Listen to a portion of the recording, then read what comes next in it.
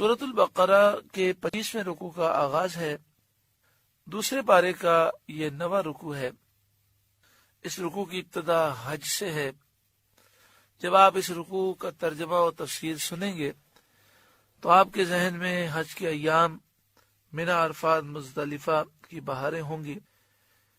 वाकई एक हकीकत है कि जिंदगी के हुस्न और जमाल एक तरफ हैं और हज के अय्याम और मदीने शरीफ की हाजिरी एक तरफ है।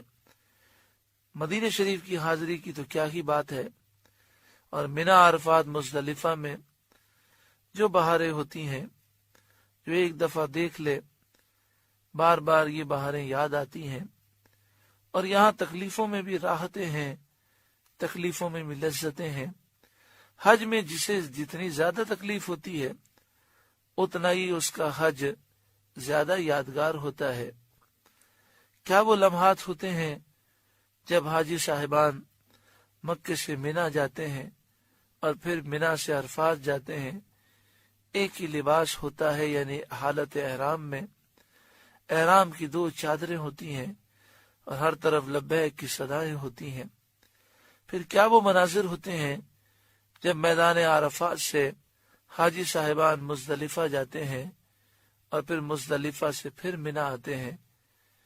फिर कंकरियां मारी जाती हैं, कुर्बानी होती है, बाल कटाए जाते हैं, एहराम उतारे जाते हैं, फिर तवाफ ज़ियारत, फिर 11-12 की कंकरियां, फिर तवाफ रुखसत, मदीने शरीफ की हाजिरी। अल्लाह ताला ये मनाजिर हमें बार बार देखना नसीब फरमाए, इस अकीदत के साथ कि अल्लाह ताला करीम है, रहीम है, हमारी लब्बैक को कबूल फरमाए और हमें बार बार बुलावा नसीब फरमाए।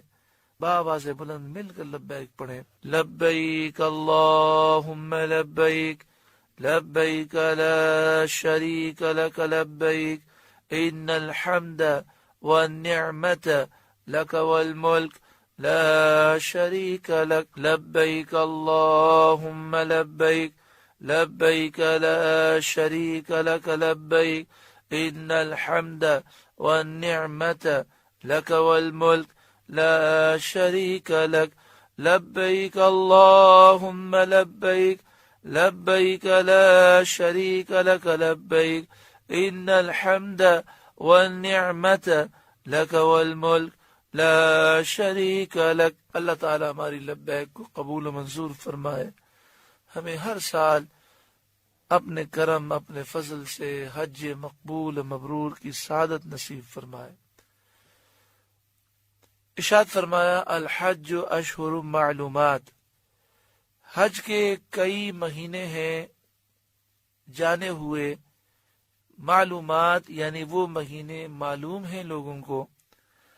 शवाल का महीना, ज़िक़ादा का महीना और ज़िलहिज्जा के इब्तिदाई 10 दिन, ये हज के महीने करार दिए गए हैं।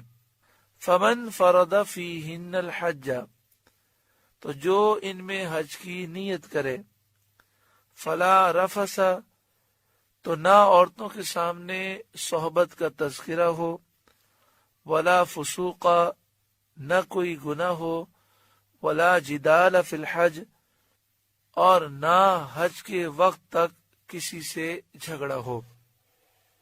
फला रफसा, रफसा के माना आला हजरत इमाम अहले सुन्नत ने तो जो फरमाए वो आपकी खिदमत में अर्ज किए गए कि ना औरतों के सामने सोहबत का तज़किरा हो। बाद मुफस्सिरीन ने फरमाया रफस से मुराद हर किस्म की बेहयाई है। जब हज का एहराम बांध ले तो हर किस्म की बेहयाई से इज्तिनाब करे, अपने ख्यालात की हिफाजत करे, अपनी निगाहों की हिफाजत करे। वला फुसूका, कोई गुनाह ना हो, वला जिदाला, कोई झगड़ा ना हो। यानी आम तौर पर बसा औकात ऐसा होता है कि हम हक पर होते हैं और शरीयत हमें झगड़ने की इजाजत देती है, लेकिन हज के अय्याम में जब हज का एहराम बांधा हुआ है तो खास तौर पर यह हुक्म दिया गया कि अपने आप को झगड़े से दूर रखें, यहाँ तक कि आप हक पर भी हों फिर भी झगड़ने से अपने आप को محفوظ رکھیں۔ یہ تین چیزیں جب پائی جائیں تو اس کا حج مقبول ہو جاتا ہے۔ مسلم شریف پہلی جلد کتاب الحج باب فضل الحج والعمرہ عن ابی ہریرہ رضی اللہ تعالی عنہ قال، حضرت ابو ہریرہ رضی اللہ تعالی عنہ سے روایت ہے، قال رسول اللہ صلی اللہ علیہ وآلہ وسلم، رسول اللہ صلی اللہ علیہ وآلہ وسلم نے ارشاد فرمایا، من اتا هذا البیت فلم یرفث ولم یفسق رجع کما ولدته امہ، جو کوئی بیت اللہ شریف حاضر ہو، حج کرے، اس میں نہ کوئی بے حیائی کا کام کرے، نہ کوئی گناہ کرے، تو وہ ایسے پاک ہو کر لوٹے گا گویا کہ آج ہی اس کی ماں نے اسے جنم دیا ہے۔ تو حج مقبول کی نشانی یہ ہے کہ بندہ بے حیائی سے، گناہ سے اور جھگڑے سے ایام حج میں، حالت احرام میں ان چیزوں سے دور رہے۔ گو کہ یہاں پر فی الحجی ہے، اور مفسرین کہتے ہیں کہ فی الحجی سے مراد ہے حج کے ایام، لیکن ادب کا تقاضا یہ ہے کہ اس پورے سفر میں جھگڑے سے، گناہ سے اور ان تمام چیزوں سے محفوظ رہے، کیونکہ حج کے لیے روحانیت چاہیے۔ جتنی روحانیت ہوگی اتنا انشاءاللہ قرب الہی کی منزل نصیب ہوگی، اور یہ گناہ انسان کی روحانیت کو اور ذوق کو ختم کر دیتے ہیں۔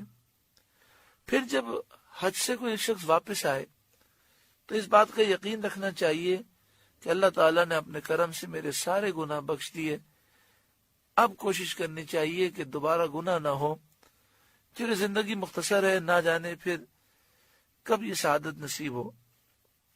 تو اللہ تعالیٰ نے فضل فرمایا، اور جب حج کر کے آ گئے تو اعلیٰ حضرت امام اہل سنت فرماتے ہیں، اس بات کا یقین رکھو کہ سارے گناہ معاف ہو چکے، اب نئی زندگی شروع کرنی ہے۔ جب گناہ معاف ہو چکے اور یہ اللہ تعالیٰ کا بہت بڑا فضل ہوا، تو اب دوبارہ نامہ اعمال میں گناہ لکھوانا بہت بڑی نادانی ہے۔